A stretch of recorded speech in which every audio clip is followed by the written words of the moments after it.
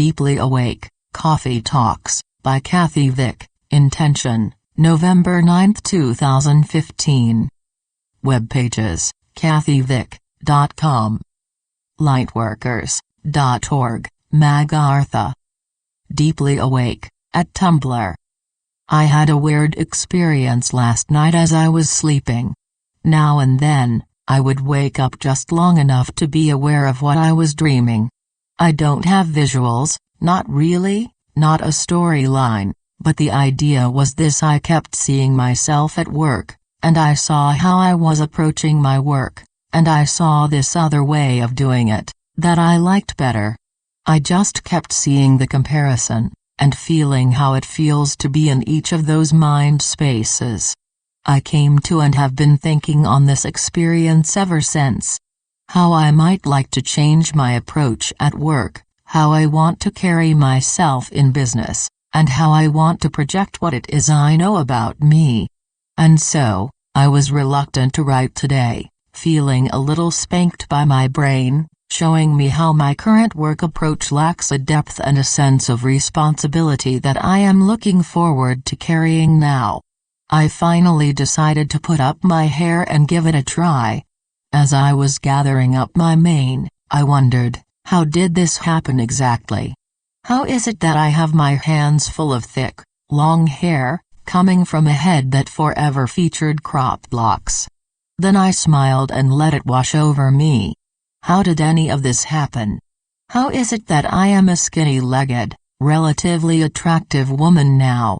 How is it that I have a kick-ass job, a home that's more like a fancy hotel than an apartment, a fascinating child, amazing friends, and breathtaking love? How is that possible?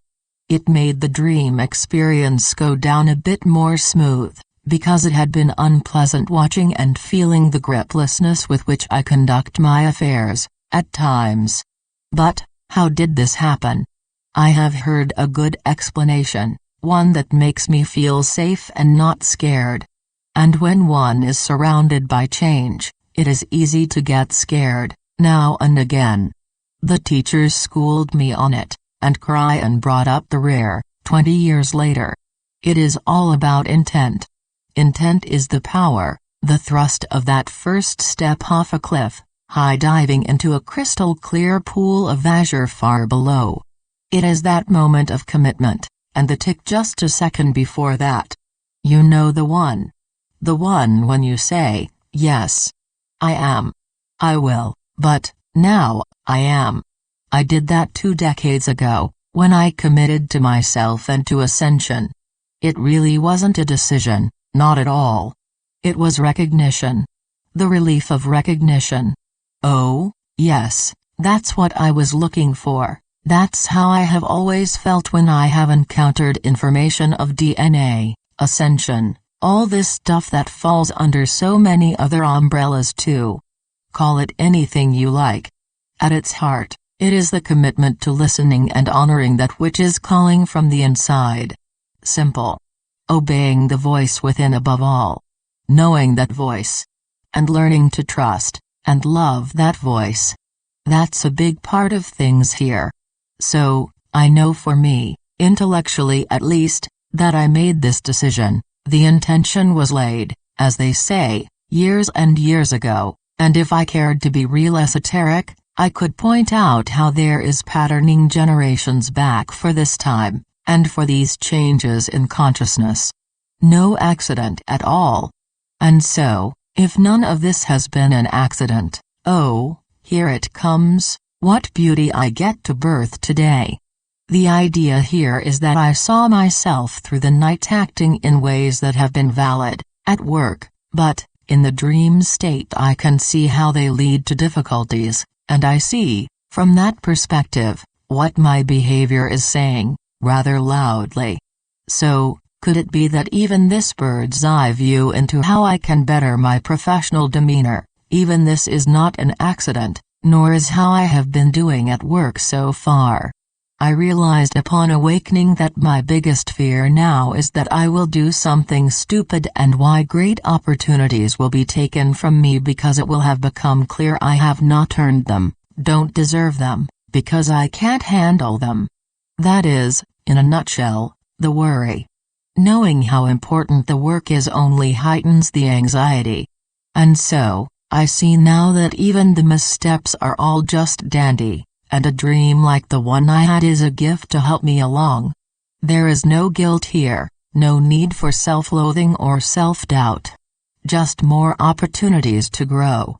And I end by thinking on trees and other living things. I think on how they grow, and how they seem to approach things. A tree is. It adjusts to what is presented it. I hate to think of a tree not liking itself because it is in a windy valley, or in a hot place. I think a lot of us don't like ourselves when we are in a harsh environment, mistaking the elements for our own consciousness. Anyway, a tree deals, and grows. It might bend to accommodate, and over time, it might develop and sustain a twist in its trunk or branches, a scar, from when it had to accommodate, and change, and adapt, but that just makes the tree more beautiful and interesting, not ugly. I like that trees have inner sovereignty. They have taught me much about self-sufficiency, trust, patience and being in balance. I can close my eyes and think on my friends and I am soothed. I can feel their sturdy knowing, and their patient understanding, their full acceptance and agreement. It is a vast and beautiful thing to touch. So, I will leave you, thinking on forests and dreamscapes, off to drink coffee and get linear, get showered and dressed and moving around once again, another work and school week in front of Sam and I. I wish you peace and love on your journeys. Reach out and love someone today. Move past your fear and smallness. Push past your insecurities and reach out today. Demonstrate your intent. Show up and affect someone for the better today. I feel strongly I should say that. It is important, I think, to crawl out of one's own world and give. I am looking forward to getting to work. I get to give all day long. Blessings be.